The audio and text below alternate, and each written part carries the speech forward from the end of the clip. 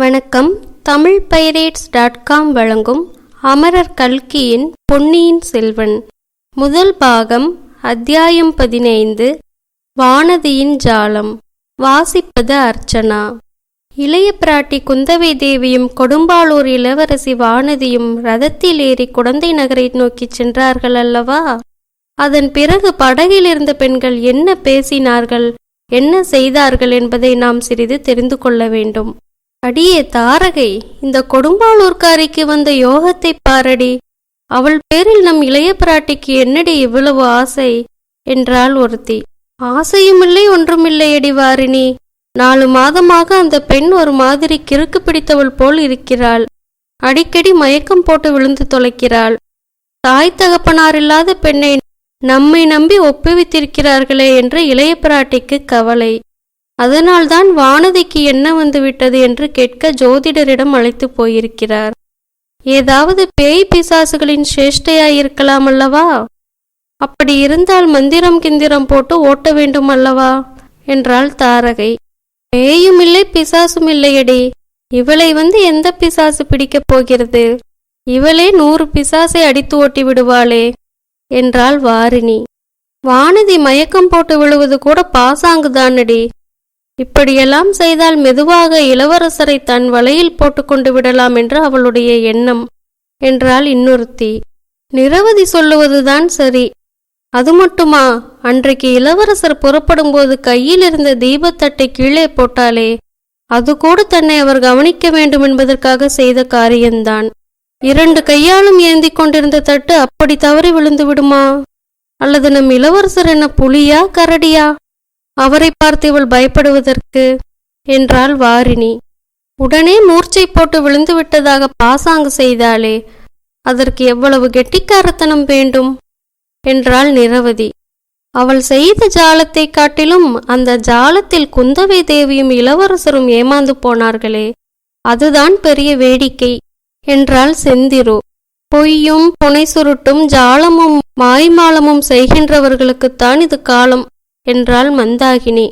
யுத்தத்துக்கு புறப்பட்டான பிறகு இளவரசர் திரும்பி வந்து இந்த வானதியை பார்த்துவிட்டு போனாரே, இதைவிட என்னடி வேண்டும்? அவளுடைய மாயாஜாலம் எவ்வளவு தூரம் பலித்துவிட்டது பார்த்தாயா என்றாள் வாரிணி. அதெல்லாம் ஒன்றுமில்லை. இளவரசர் அவ்வளவு மென்மையான குணமுள்ளவர். ஒரு பெண் மயக்கம் போட்டு விழுந்து விட்டாள் என்றால் அவளை பார்த்து விசாரியாமல் போவாராடி. அதிலிருந்து நீ ஒன்றும் அர்த்தம் கற்பிக்க வேண்டாம் என்றாள் தாரகை. இளவரசரை பற்றி நீ சொல்வது உண்மைதான். அவரை போன்ற குணசாலி இந்த 7-14 உலகத்திலும் வேறு யார் இருக்க முடியும்? கவிதைகளிலும் காவியங்களிலும் கூட கிடையாது. ஆனால் நான் சொல்கிறது வேறு. இவள் இந்த வானதி மயக்கம் போட்டு விழுந்தாளே, அது என்ன மயக்கம் தெரியுமா? அதை கேட்க ஜோதிடரிடமே போயிருக்க வேண்டியதில்லை. என்னை கேட்டிருந்தால் நானே சொல்லியிருப்பேன் என்றாள் வாரிணி. அது என்ன மயக்கமடி? எங்களுக்குத்தான் சொல்லேன் என்றாள் செந்திரு. வாரிணி செந்திருவின் காதோடு ஏதோ சொன்னாள். என்னடி ரகசியம் சொன்னாள்? எங்களுக்கு தெரியக்கூடாதா என்று நிரவதி கேட்டாள். அது சாதாரண மயக்கமில்லையாம், மையல் மயக்கமாம் என்றாள் செந்திரு. உடனே எல்லோரும் கலகலவென்று சிரித்தார்கள். அதை கேட்டுவிட்டு நதிக்கரை மரங்களில் இருந்த பறவைகள் சடசடவென்று இறக்கையடித்து கொண்டு பறந்து சென்றன. நம் இளவரசர் இலங்கையிலிருந்து திரும்பி வந்தால் மறுபடியும் இவள் மாயப்பொடி போட பார்ப்பாள்.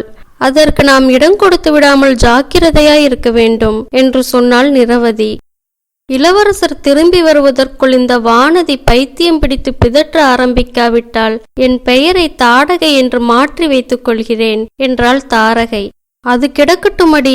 இளைய பிராட்டி சொல்லிவிட்டு போன காரியத்தை அவர் வருவதற்குள் செய்து வைக்க வேண்டாமா? வாங்களடி என்றாள் மந்தாகினி. பிறகு அப்பெண்களில் இருவர் படகின் அடியில் ஏற்கனவே சிறிது பெயர்ந்திருந்த ஒரு பலகையை பெயர்த்து எடுத்தார்கள். பெயர்க்கப்பட்ட இடத்தில் நீளமான பெட்டி போல் அமைந்த பள்ளத்தில் ஒரு முதலை கிடந்தது. அதாவது செத்துப்போன முதலையின் உடலை பதப்படுத்தி உள்ளே பஞ்சும் நாரும் திணித்து வைத்திருந்த பொம்மை முதலை. அதை எடுத்து வெளியில் வைத்துக் கொண்டார்கள். படகை சிறிது தூரம் செலுத்திக் கொண்டு சென்று நதிக்கரை ஓரத்தில் பெரிய பெரிய வேர்கள் விட்டு வளர்ந்திருந்த ஒரு பெரு மரத்தின் அருகில் வந்தார்கள். அம்மரத்தின் ஓரத்தில் தோல் முதலையை எடுத்து விட்டார்கள். அது மர வேர்களிலே பாதியும் நதி வெள்ளத்தில் பாதியுமாக கிடந்தது. பார்ப்பதற்கு நிஜ முதலையைப் போலவே பயங்கரமான தோற்றமளித்தது. வெள்ளம் அடித்து கொண்டு போய்விடாமல் ஒரு சிறிய மணிக்கயிற்றை அதன் காலொன்றில் கட்டி வேரோடு சேர்த்து பிணைத்தார்கள். கயிறு வெளியில் தெரியாதபடி நீருக்குள்ளேயே அமுங்கியிருக்கும்படி கட்டினார்கள். ஏனடி மந்தாகினி, எதற்காக இந்த பொம்மை முதலையை இப்படி மரத்தடியில் கட்டி வைக்கச் சொல்லியிருக்கிறார் இளைய பிராட்டி என்று தாரகை கேட்டாள். உனக்கு தெரியாதா? வானதி மிக்க பயங்கொள்ளியாயிருக்கிறாள் அல்லவா? அவளுடைய பயத்தை போக்கி தைரியசாலியாக்குவதற்குத்தான் என்றாள் மந்தாகினி. எல்லாவற்றையும் சேர்த்து பார்த்தால் வானதியை இளவரசருக்கு கல்யாணம் பண்ணி வைத்து விட வேண்டுமென்றே குந்தவை தேவி உத்தேசித்திருக்கிறார் போல் இருக்கிறது என்றாள் நிரவதி. அப்படி ஏதாவது பேச்சு வந்தால் நான் இந்த வானதிக்கு விஷத்தை கொடுத்து கொன்று விடுகிறேன், பார்த்து கொண்டிரு என்றாள் பொறாமைக்காரியான வாரிணி. நீ இப்படியெல்லாம் எரிச்சல் அடைவதற்கு காரணமே இல்லை. மானியக்கேடத்து இரட்டை மண்டல சக்கரவர்த்தியும் வேங்கி நாட்டின் மன்னரும் கலிங்க தேசத்து ராஜாவும் வடக்கே வெகு தூரத்தில் உள்ள கண்ணோசி சக்கரவர்த்தியும் கூட நம் இளவரசருக்கு பெண் கொடுக்க காத்திருக்கிறார்களாம். அப்படி இருக்க அந்த கொடும்பாளூர் வானதியை யாரடி லட்சியம் செய்ய போகிறார்கள் என்றாள் மந்தாகினி. நீ சொல்லுகிறபடி அந்த அரசர்கள் காத்திருக்கலாமடி. ஆனால் நம் இளவரசருடைய விருப்பமல்லவா முக்கியம். இளவரசர் நான் எப்போதாவது கல்யாணம் செய்து கொண்டால் தமிழகத்து பெண்ணைத்தான் மணந்து கொள்வேன் என்று சொல்லிக் கொண்டிருக்கிறாராம்.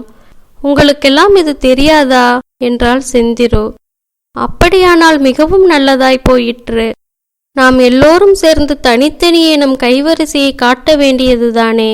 இந்த வானதியினால் முடிகிற காரியம் நம்மால் முடியாது போய்விடுமா?